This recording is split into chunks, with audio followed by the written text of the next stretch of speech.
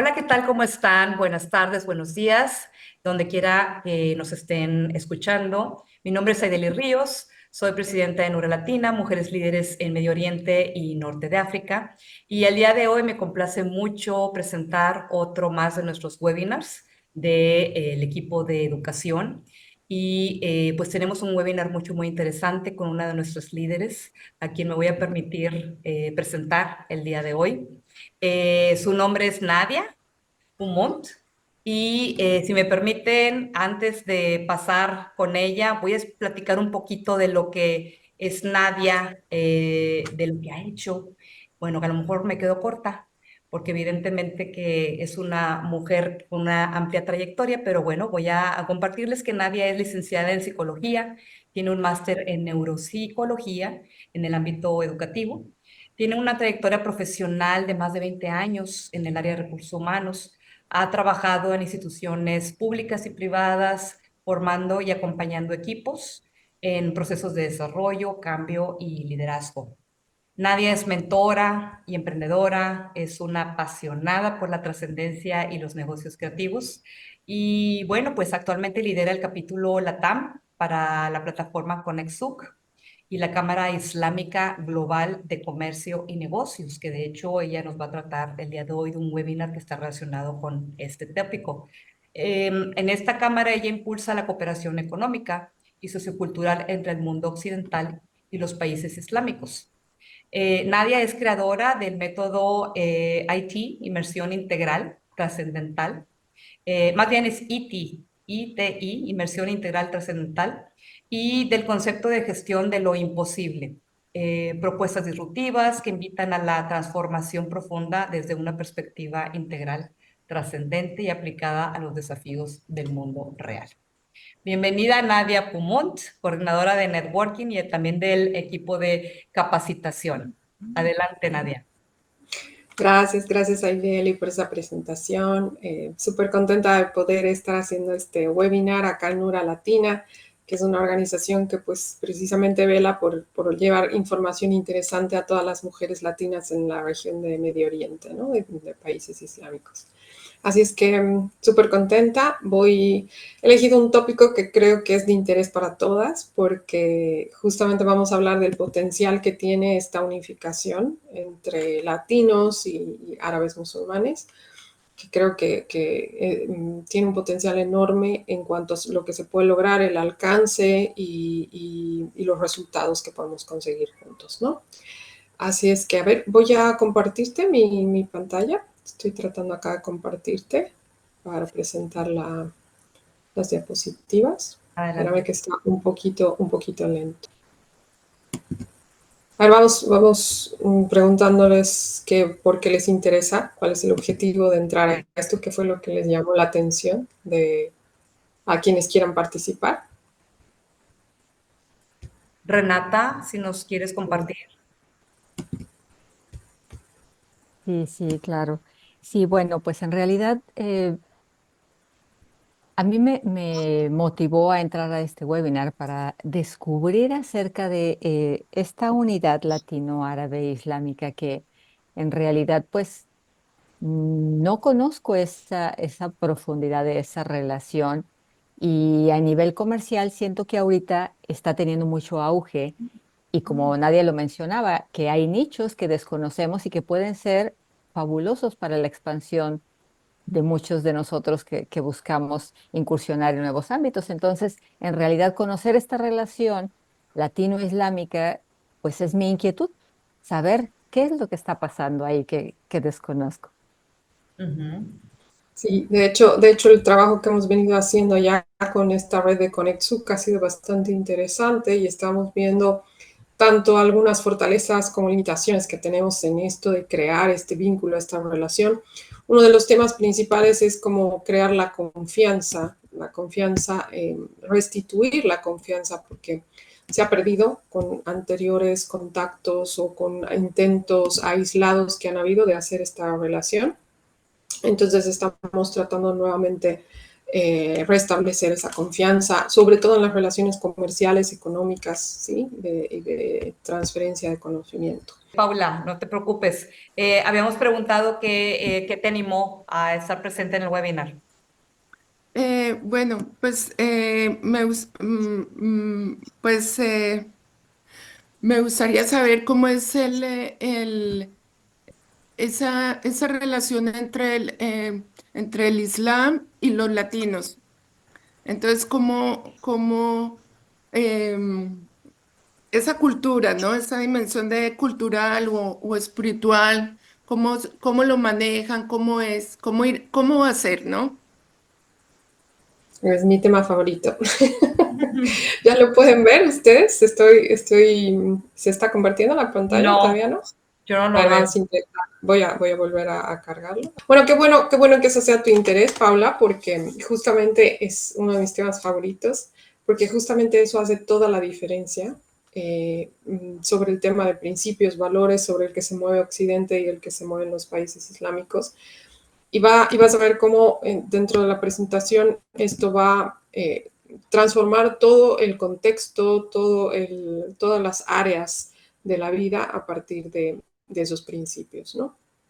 Me encanta porque todas las mujeres latinas que están ahí en esta región, pues siempre me expresan lo felices que están, la seguridad que tienen al estar en un país donde realmente pueden dejar su bolso en el medio del parque o de la calle o algo y saben que nadie se lo va a llevar, o cosas como el poder caminar en la calle hasta tarde y saber que no va a pasar nada, o dejar que tus hijos caminen con libertad por ahí. Entonces, todas esas cosas están de alguna forma ligadas a la espiritualidad y al mindset que se tiene a partir de los principios islámicos, ¿no? Bueno, esto está tardando, hay problemas técnicos, pero no importa, vamos empezando, ¿sí? Vamos a ir hablando de lo que es los antecedentes históricos. En la medida que cargue yo voy a ir subiendo la presentación, pero vamos a ir hablando de los antecedentes históricos. Comenzamos entendiendo de dónde venimos, porque si no entendemos de dónde venimos, no sabemos hacia dónde vamos. Entonces vamos a hablar de que el inicio de nuestra historia universal, no existe la historia universal hasta el descubrimiento de América. Entonces ha sido un evento que ha cambiado la historia. Al descubrirse América, los europeos que pensaban que eran los únicos en el planeta Tierra, descubren América y a partir de esto descubren un montón de poblaciones, civilizaciones y culturas que de repente ellos consideran como incivilizados y se dan a la tarea de civilizarlos o hacerles conocer lo que es el nivel de vida que ellos llevan, ¿no? Una vez que hacen esto, se empieza a escribir la historia, pero con un eje eurocéntrico, donde ellos son los salvadores, los conquistadores, ellos tratan eso de invisibilización, si quieres, erradicación también, de todas estas culturas que ya habitaban el continente americano, tanto norte como sur. Y una vez que pasa esto, se invisibilizan también los aportes de estas culturas, ¿sí? O sea que no es algo aleatorio, será que se invisibilizan todos los aportes y contribuciones de todas estas culturas hacia la conformación de esta historia universal. Entonces, todos sabemos que Latinoamérica es rica en cultura y que todos los pueblos originarios tenían muchísimo conocimiento e incluso muchísima ciencia entendida desde todo este campo de conocimientos que se tiene, que no van solamente adscritos al método científico, ¿no? Que no están solamente sesgados o limitados al método científico. Entonces, todas estas culturas hacen un aporte muy, muy importante. Entonces, cuando el eje eurocéntrico empieza a escribir la historia universal, deja de lado o excluye de alguna forma, ¿sí?, los aportes de lo que son todos los pueblos originarios latinoamericanos, en realidad de América en general, excluye a lo que eran las mujeres porque las considera parte del entorno natural, excluye también a todo lo que son los africanos, que en ese entonces tenían calidad de esclavos, los traen solamente como fuerza de trabajo, no se los consideraba humanos, y también se excluye al único imperio que en ese momento podía hacerles frente o podía conquistar el mundo, estaba compitiendo con el eje europeo para conquistar el mundo, ¿sí? Que este era el Imperio Otomano.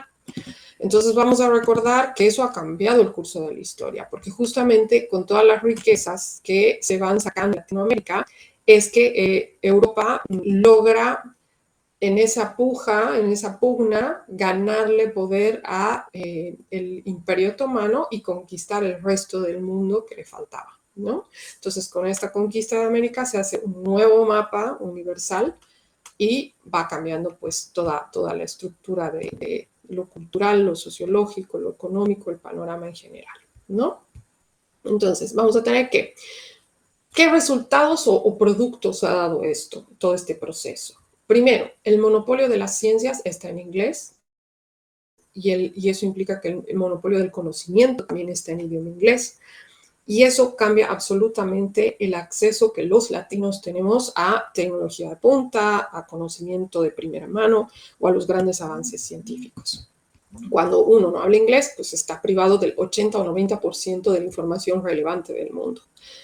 No parece importante, pero es así. Hay muchos estudios que demuestran eso, ¿sí? Lo otro, el otro producto que se genera con todo este proceso es que el discurso científico empieza a utilizarse de forma sesgada, es decir, limitado al método científico. ¿Qué significa eso?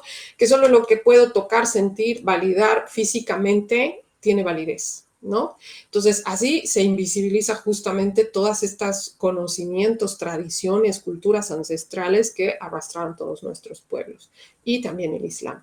Entonces, por otro lado, se fragmenta la esencia del ser humano, ¿sí? ¿Qué pasa? Se quita todo el tema de Dios y lo espiritual. Después de la Inquisición, la gente empieza a rechazar esta idea humanizada de Dios. Entonces, la tendencia europea es sacar a Dios de la escena, sacar a Dios de la escena y con ello también la dimensión espiritual del ser humano. Entonces, Europa empieza a rechazar completamente todo lo que tuviera que ver con la espiritualidad. Y los pueblos latinos eran muy ricos también en tradición espiritual. Entonces recordemos que eso también va a generar una fragmentación de identidad en los seres humanos, porque de pronto el cuerpo está por un lado, la mente está por el otro, y Occidente prima mucho el desarrollo de la mente, olvidándose del cuerpo y ni siquiera acordándose de lo que es la dimensión espiritual, ¿no?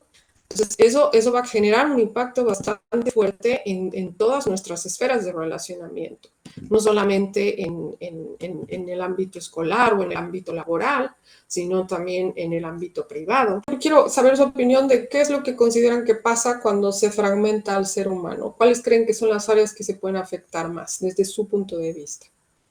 Bueno, la parte espiritual, eh, pues tiene un valor especial aquí.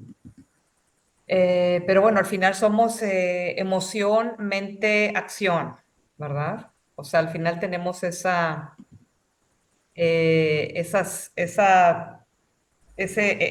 partes, esa triparte, ¿no? Tripartita, Exactamente. ¿no? Exactamente, pero justamente es a eso a lo que vamos. Nosotros consideramos, o sea, fíjate que la psicología occidental solo ha logrado reconocer esas tres partes, ¿no? Pero en ningún momento se habla de la parte o la dimensión espiritual que es la del alma. Y ese es el sesgo, el gran sesgo que tiene nuestra cultura occidental, si quieres. Cuando en la cultura islámica, preguntaba Paola cuál es la relación que existe en la cultura islámica, todo parte de la dimensión espiritual. Es decir, no existe una dimensión del ser humano o del ámbito social o general, del ámbito humano en general, donde tú hables donde no estés hablando de espiritualidad. ¿Se entiende?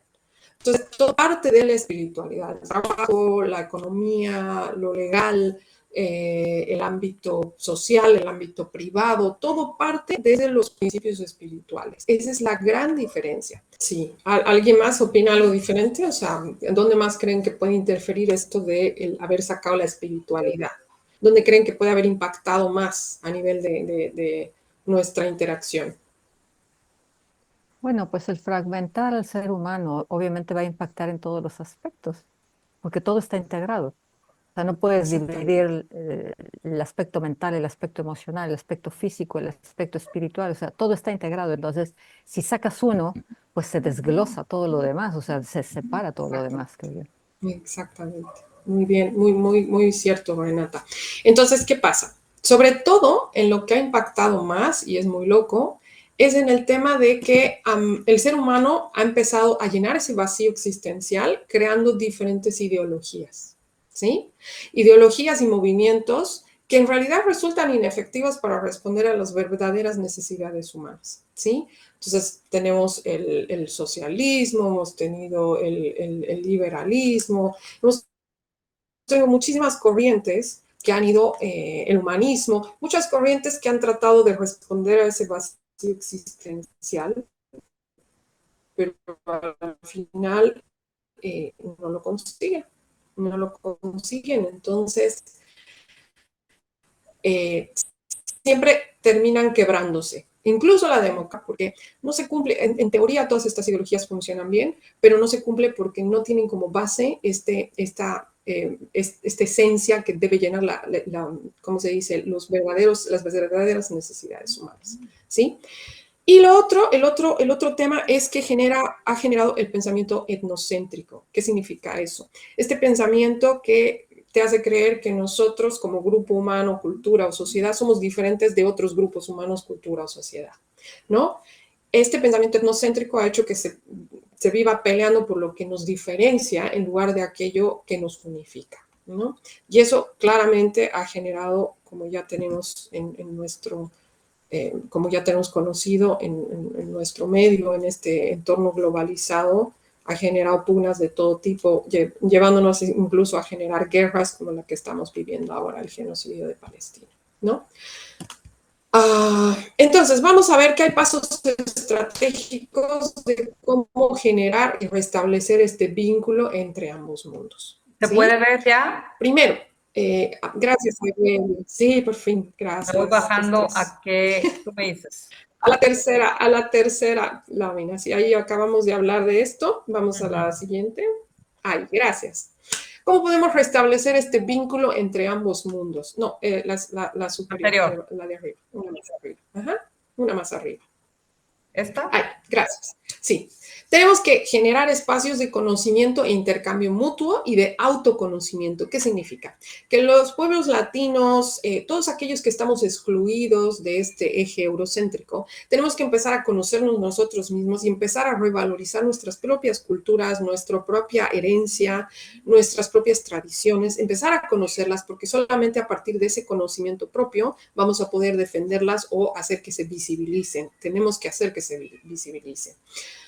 Y lo otro es el conocimiento o intercambio mutuo. Tenemos que empezar a generar espacios como este, donde podemos estar en diferentes lugares del mundo e interactuar y empezar a conocer. Y así se caen los mitos, como por ejemplo, me ha sorprendido que todas ustedes que están allá en toda esta región hablan de cosas tan diferentes a lo que te promueven los medios, ¿no? Todas fueron con el miedo del terrorismo, la guerra, que te discriminan, que no tienes derechos, y de repente cuando ven es una realidad completamente distinta. Y yo pienso que pasa lo mismo de los países islámicos cuando vienen a los países latinos, donde encuentran culturas vibrantes, llenas de energía y realmente disfrutan de compartir. Ahora, crear instituciones y proyectos serios destinados también a la tarea de instaurar procesos claves de interacción. ¿A qué me refiero? Que hagan instituciones que se encarguen de ligar el ámbito legal, otras que se encarguen de ligar el ámbito económico, otras que se encarguen de hacer networking, como hacemos nosotros en ConnectSUC, como hace Nura Latina en visibilizar el potencial de todas las mujeres latinas. Entonces, necesitamos más de esos proyectos. Luego, promover el networking global y un mindset globocéntrico. Otra vez, en centrarnos en las cosas que nos unifican y que nos hacen seres humanos más allá de una etnia o una cultura específica. Y finalmente, reconstruir esa confianza mutua en desarrollo de transacciones económicas y comerciales, porque es muy romántico hablar de unificación, de ser uno, pero eso no va a suceder hasta que no tengamos una verdadera integración económica, ¿sí? Económica y comercial, intercambios, porque lastimosamente el mundo actual se mueve por el dinero. Entonces, si nosotros no generamos no generamos ese lazo en cuanto a nuestras relaciones comerciales y nuestras transacciones, todo va a quedar como en solo palabras y una cosa muy, muy utópica y muy bohemia, ¿no? Entonces, es súper importante hacernos conscientes de eso. La siguiente lámina, por favor, Aideli.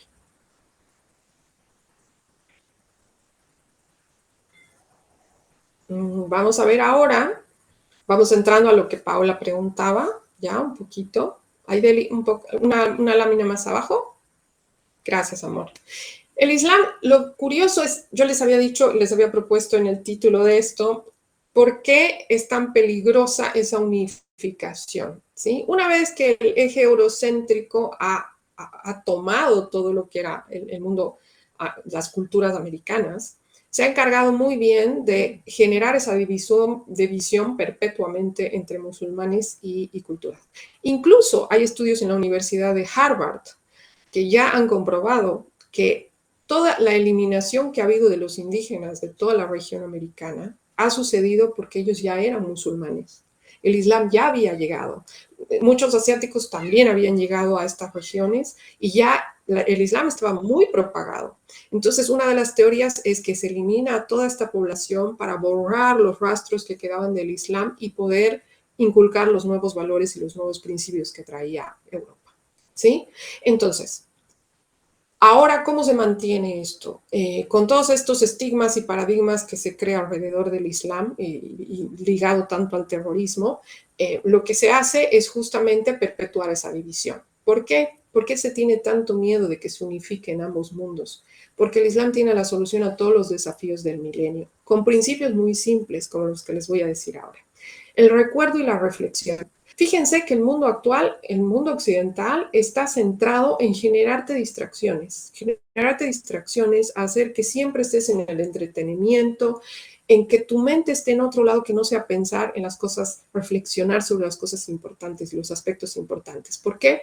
Porque es una pequeña élite o son pequeñas élites las que se encargan de hacer eso, de pensar por nosotros, de inculcarnos ideas, de inculcarnos pensamientos que obedecen a sus intereses.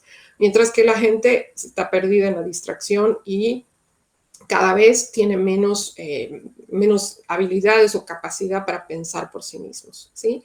El tema de la tecnología se malutiliza justamente para estos fines. Entonces, el recuerdo y la reflexión. El Islam promueve el recuerdo no solamente de que somos uno y de la unidad en general, sino también el recuerdo de que todos venimos del mismo origen, ¿sí? Y eso implica el volver a esa espiritualidad que se nos ha arrebatado.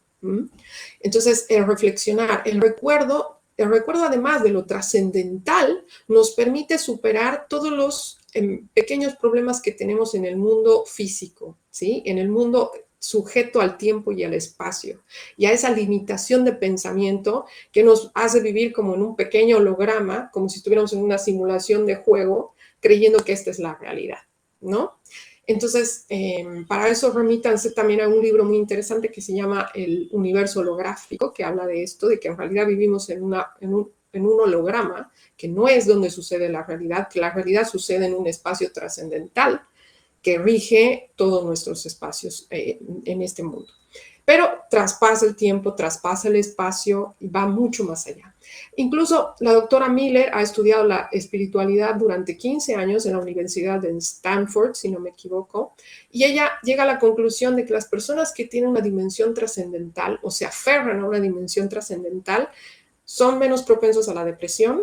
Están los adolescentes que tienen una práctica trascendental, están menos propensos al suicidio, por ejemplo. Entonces ella prueba que la espiritualidad sí tiene una función importante en la vida del ser humano. Entonces, y al reflexionar sobre eso, en la tradición islámica hay cosas súper lindas como, por ejemplo, cuando tu autoestima está baja, el recuerdo, tienes que volver no solo al recuerdo de la dimensión trascendental o de lo divino, sino también al recuerdo de la gente que tiene menos que tú, ¿no? Y esa es una forma de otra vez equilibrar tu ego, estabilizarlo y poder hacer que tu autoestima se eleve un poco y empieces a agradecer en lugar de vivir en la queja, vivir en el reclamo. Y el polo opuesto, cuando tu autoestima o tu ego se quiebra, ¿sí? En el sentido de que se sobredimensiona, tu ego sube, Lo que haces es recordar a la gente que está haciendo mucho más que tú y que está aportando mucho más valor al universo que tú, ¿sí? Entonces ahí nuevamente se vuelve a estabilizar. Entonces el Islam tiene muchas de esas técnicas y mecanismos de autoayuda que te permiten generar una estabilidad que te hace funcional y que te hace productivo para ti y para el resto de la creación. Otro principio importante es la igualdad en la distribución de la riqueza. Si nos fijamos en todos los problemas de desigualdad económica, la pobreza, desigualdad social, todos estos problemas sociales que tenemos, que son de gran magnitud y por los cuales hay gente muriendo todos los días, todos ellos derivan de un sistema capitalista que en realidad lo que hace es enriquecer a unos cuantos a costa del resto, ¿sí? Donde la distribución de la riqueza no es equitativa y donde el sistema de intereses, el sistema bancario con intereses, es el que perpetúa toda esta imagen o todo este escenario de pobreza. Entonces, las finanzas islámicas son una solución a todo eso. De hecho, ya se han hecho ensayos en algunos países. Sé que Rusia ya ha empezado con el primer banco de finanzas islámicas y eso cambia completamente el panorama, porque en las finanzas islámicas uno puede comprar cosas, no sacas créditos, no se utiliza el tema de créditos, porque eso implica tanto intereses como el tema de usura. Entonces, al no tener este vínculo de estar debiendo siempre o al banco o a alguien o endeudarte con cosas, se trabaja más de forma cooperativa, ¿no? Por ejemplo, si los musulmanes necesitan comprar un departamento o algo así, hay cooperativas, hay proyectos que se han hecho en Estados Unidos de cooperativas donde todos aportan para que una persona primero compre su casa, ¿sí? Y luego él puede ir devolviéndoles a ellos la cantidad que se ha prestado, ¿sí? Pero no sin incurrir en intereses ni en que dinero del que tú has pedido para realizarlo, ¿no? Tiene muchas dimensiones el tema de las finanzas islámicas, no es el objetivo de pero si quieren averiguar más, van a ver que tiene muchos aspectos interesantes. Otro principio interesante es el del hombre universal, y ahí entra todo lo que es el pensamiento globocéntrico. El hombre universal habla de un hombre que no tiene diferencia de raza, ni de género, ni de potencial, es decir, todos somos iguales ante el mundo trascendental. ¿Sí? Ante el poder trascendental, todos somos iguales, somos uno, y todos podemos desarrollarnos en la medida de nuestra capacidad. Y luego tenemos el cambiar la noción del amor o del desapego. Es muy interesante cómo el Islam promueve algo muy interesante, que es que en el corazón humano, que es el centro del deseo humano, solamente tiene que estar guardado el amor hacia lo trascendental. Entonces existe toda una filosofía de vida y de preparación para que eso suceda. ¿Por qué? Porque cuando tu corazón está lleno con el amor trascendental, te desesclavizas de todos los demás amores y las demás pasiones, ¿sí? Todos somos esclavos de algo. Desde que tenemos necesidades, venimos a este mundo con necesidades, ya somos esclavos de buscar comida para alimentarnos, de buscar agua para sobrevivir, de buscar pareja para no morir sin reproducirnos como especie. Todos dependemos de algo. Entonces, la filosofía es, si yo voy a ser esclavo de algo, entonces elijo ser esclavo de lo trascendental. ¿Por qué? Porque cuando me esclavizo a lo trascendental, eso se llama abudía en árabe, cuando yo me esclavizo, no es esclavizarme, sino sumisión. Cuando yo me someto a lo trascendental, me desesclavizo de todas las demás esclavitudes, ¿sí? Que es el amor terrenal, o sea, a un hombre, una pareja, Entonces no hago de eso mi mundo. Es una parte de mi vida, sí importante, pero no se convierte en mi mundo. Si trabajo, es una parte de mi vida, pero no se convierte en mi mundo, ¿sí? Si gano dinero, es una parte de mi vida, pero no es mi mundo. Entonces, ese concepto, solo ese concepto, genera una estabilidad emocional impresionante en las personas y permite que sortees los desafíos de la vida de una forma mucho más proactiva, más estable, más equilibrada. Entonces, ¿qué hace Occidente?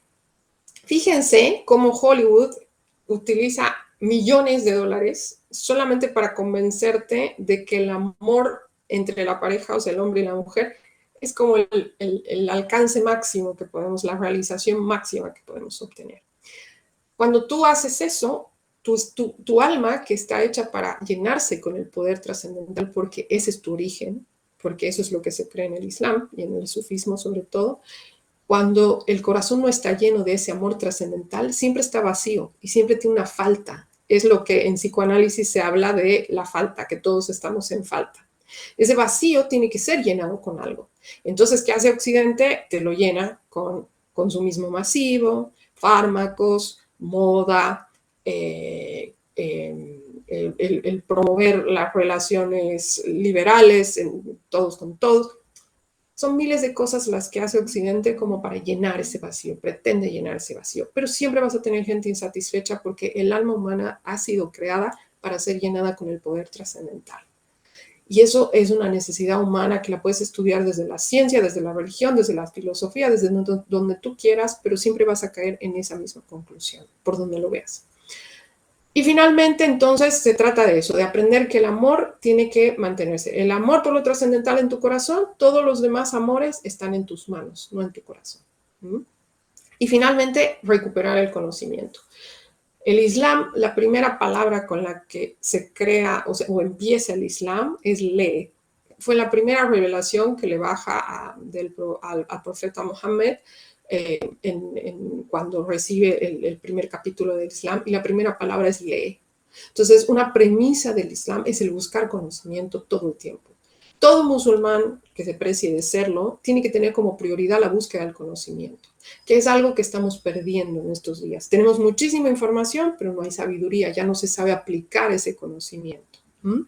Entonces, eso también cambia toda la perspectiva. Fíjense que el mundo actual se centra en distracción, en entretenimiento, por entretenerte, pero no sacas nada, no sacas absolutamente nada de las horas que pasas a veces en TikTok, en Instagram y demás. ¿Podemos ir a la siguiente lámina? Gracias, Eli. Y vamos a hablar un poquito, ir un poquito más adentro en todo esto que promueve, cuál es la base desde la que parte el Islam, es justamente, o la filosofía islámica, el estilo de vida islámico, porque es más allá de una religión, es un estilo de vida.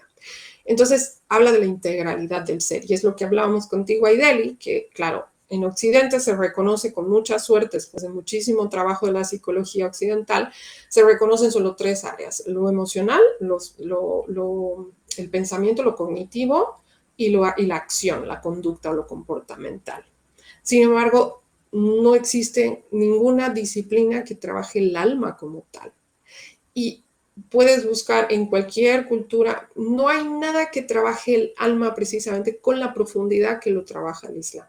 El Islam tiene un desglose del estudio del alma y de técnicas para trabajar sobre ella y para reavivarla, que difícilmente se encuentra en otras disciplinas, ¿sí? Como por ejemplo el tema de crear mindfulness las 24 horas del día. No existe ninguna disciplina que te proponga crear mindfulness las 24 horas del día. Y el Islam tiene técnicas muy fáciles. Otra cosa, por ejemplo, el budismo o la meditación que te propone el budismo es una técnica maravillosa para alcanzar estados maravillosos espirituales, pero no se aplica a todas las personas. Y sobre todo ahora, no ahora, en este momento particular de la historia, donde la gente, yo tengo la teoría de que el 90% de la población ya ha desarrollado desorden atencional, justamente por la exposición, sobreexposición a las pantallas, a la tecnología y demás. Cada vez nuestro span de atención es más corto y nuestra capacidad de atención es más corta. Entonces, técnicas como la meditación no se aplican a todos. Y la disciplina del Islam tiene técnicas que hacen que tú, haciendo tus actividades cotidianas, puedas estar en mindfulness las 24 horas del día, ¿no?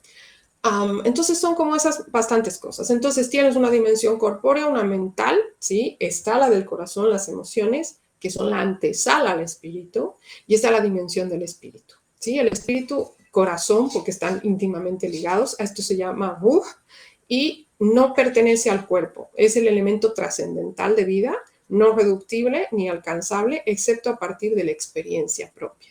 Es un camino que se hace no leyendo libros, no se hace yendo a una escuela, es algo que se va aprendiendo con la experiencia y con las prácticas que se tiene en la tradición islámica, ¿no?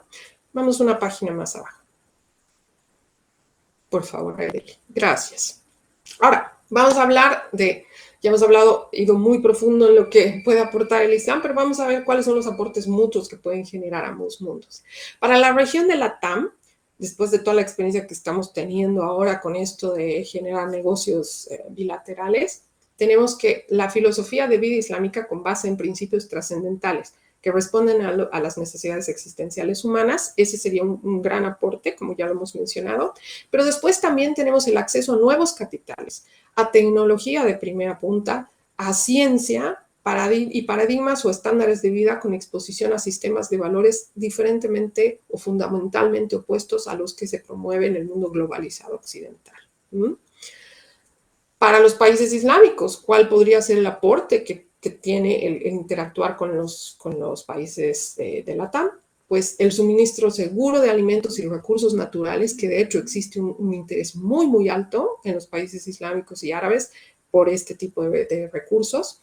Riqueza y diversidad cultural.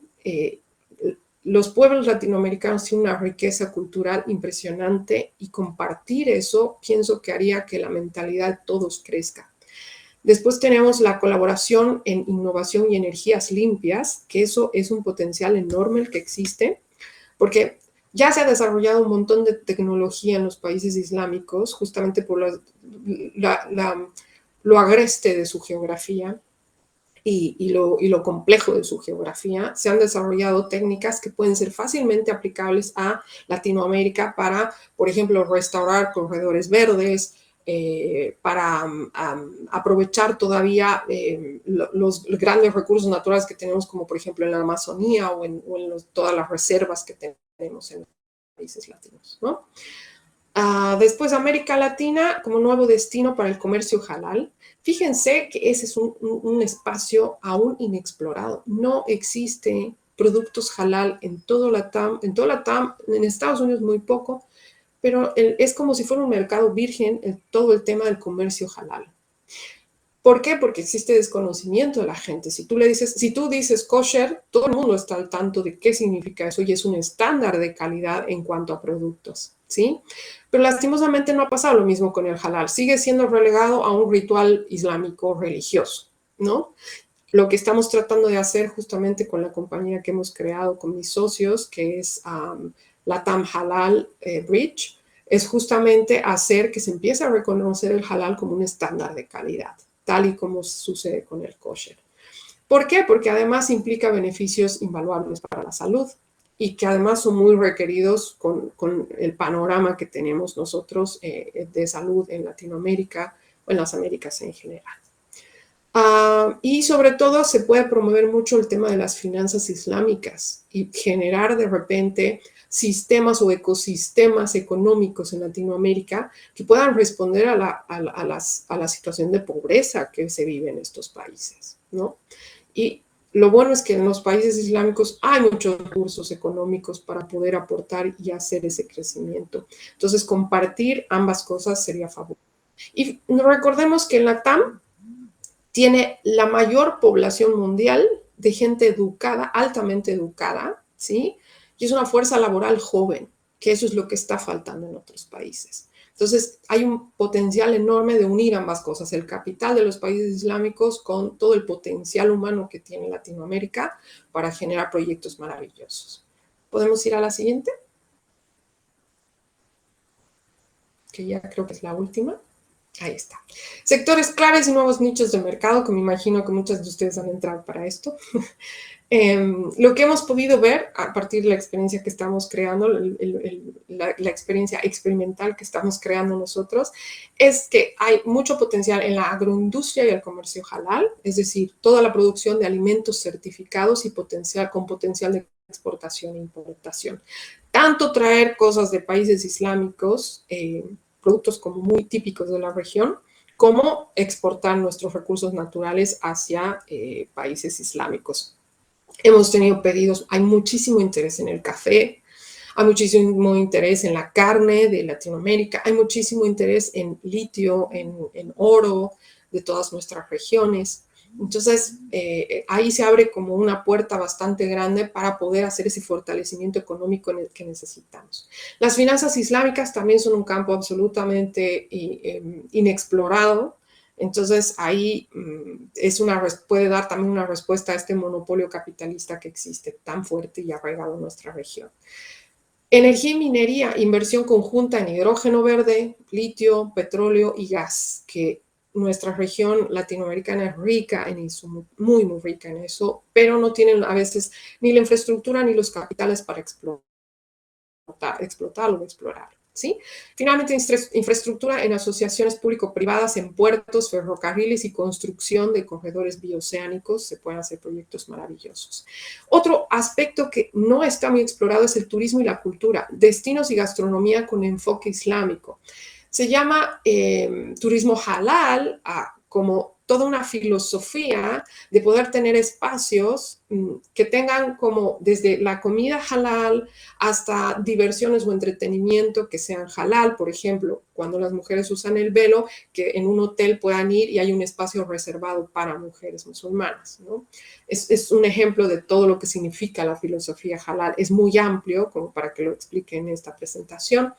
Pero, por ejemplo, se puede iniciar con algo que se llama halal friendly, que es una categoría inferior de lo que es el turismo halal, que podría ser que tú llegues a un hotel, sí tengas acceso a comida halal, y cuando llegues te dan un paquetito donde tienes una alfombra de rezo y donde tienes un mapa que te puede decir dónde puedes ir a comer halal en la ciudad. Por ejemplo, si alguien viene a Buenos Aires, el hotel tal agarra y les da el paquetito, y tú dentro de ese listado o ese directorio puedes encontrar dónde hay mezquitas, dónde hacer la oración, dónde tienes restaurantes halal, dónde tienes entretenimiento halal. Entonces, algo muy simple con lo que se puede arrancar, pero no existe. Y los gobiernos en Latinoamérica han demostrado ya su interés en entrar a ese comercio porque es un comercio millonario. Fíjense que son familias. Esa es la aclaración que nos hacía alguien en Omán, en una agencia de turismo gigante que tienen en Omán y está en muchos países islámicos. Nos decía, el turismo de los musulmanes o de los países árabes no viajan 1 o 2 personas, viajan 8, porque las familias son numerosas. Entonces, es un turismo que es un área de comercio que tiene un potencial infinito y hay que empezar a explorarlo. Finalmente tenemos educación e innovación, cooperación científica y startups tecnológicas que se pueden compartir en ambas regiones. Es inmenso lo que se puede hacer. Y finalmente salud integral, es decir, toda esta área de la educación en lo que es la salud integral, el bienestar integral, basado en principios y psicología islámica, que la psicología islámica está años luz de la psicología tradicional. ¿Por qué? Porque yo he estudiado psicología, así es que sé de lo que les estoy hablando. Todo el panorama de la psicología occidental se centra en el desarrollo del ego y un nivel muy limitado del desarrollo del ego. El Islam llega más adentro del ego, estudia, por ejemplo, 7 categorías del ego, 7 niveles del ego y tiene las técnicas y todas las estrategias para trabajar sobre esas 7 áreas y ir a lo más profundo y a lo más elevado del desarrollo espiritual. Y después el alma tiene otros 7 niveles que se estudian y cada uno tiene ciencias específicas que ayudan a desarrollarla. Entonces, es un campo enorme el que tenemos y además este tipo de salud integral genera efectos mucho más rápidos que la terapia tradicional y además tiene un alcance más grande porque se puede aplicar tanto a musulmanes como a no musulmanes. Hay cosas, de hecho yo he trabajado años en construir una mentoría donde se enseña estos principios a mujeres que no son musulmanas y bueno, he tenido bastantes lindos resultados. Así es que pretendo seguirlo ampliando y sumando gente que quiera aprender esto y también después ir y difundirlo, ¿no? Bueno, hasta aquí vamos a la última lámina. Creo que hasta aquí hemos llegado a hablar de todo lo que es importante. Les agradezco y los dejo con una frase súper linda de Rumi, que es mi favorita. Dice, no eres una gota en el océano, eres el océano contenido en una gota. Pienso que esta frase refleja todo el potencial que tenemos nosotros, porque cada uno de nosotros tiene ese potencial infinito trascendental dentro. El momento en que entramos adentro y lo podemos ver, evaluamos el mundo y vivimos el mundo de una forma completamente distinta y podemos llegar a hacer cosas ilimitadas. No existen límites para lo que podemos conseguir, pero pasa por ese contacto con lo trascendental primero. Eso es todo lo que les puedo aportar. Espero que les haya servido, que les haya ayudado, que les haya abierto ahí una lucecita de qué es lo que se puede hacer y todo en lo que tenemos todavía que trabajar. Gracias, Aideli. Excelente, fabuloso. Muchísimas gracias, Nadia. Qué bonita presentación. Gracias, No esperaba Nadia. tan trascendental y tan profunda, ¿eh? Ay, gracias. Y el contenido, muy, muy hermosa. Quisiera saber si hay alguna pregunta por parte de nuestras participantes, algo que quieran comentar, alguna pregunta, alguna retroalimentación. ¿A nadie? Nada más darle las gracias. Gracias, Nadia. Excelente presentación, muy interesante. Gracias, Muchísimas Brenda. gracias. Gracias a ti por la presencia, siempre, siempre estás apoyando en los webinars. Gracias, Muy hermosa. bonita, muy bonita. Y muy, Igual y no sé si nos vas a compartir el PDF. Tienes Sí, que no hay ningún problema. No tengo para que ningún la problema. gente que lo quiera tener. Perfecto, ¿Sí? perfecto. ¿Alguna muchas otra cosa gracias. por ahí? ¿Escuché algo más? Sí, yo, Paula, muchas Sí. gracias por la presentación, un conocimiento muy profundo y no, muy buena, muy buena. Gracias. Gracias, gracias a ti por estar y por interesarte en este tema que creo que es amplio tiene mucha tela para cortar. Esto es solo como un botoncito. Totalmente, totalmente. Muchísimas gracias, Nadia, y muchísimas gracias a quienes nos acompañaron el día de hoy.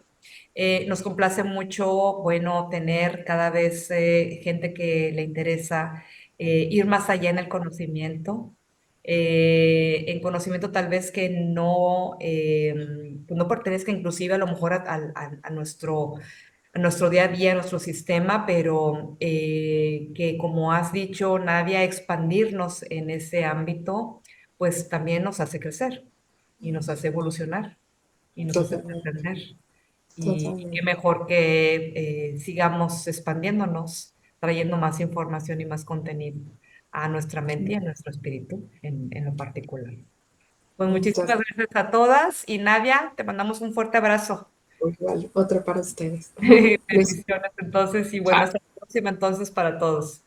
Nos vemos. Vale. Chao, Chao, chao. chao.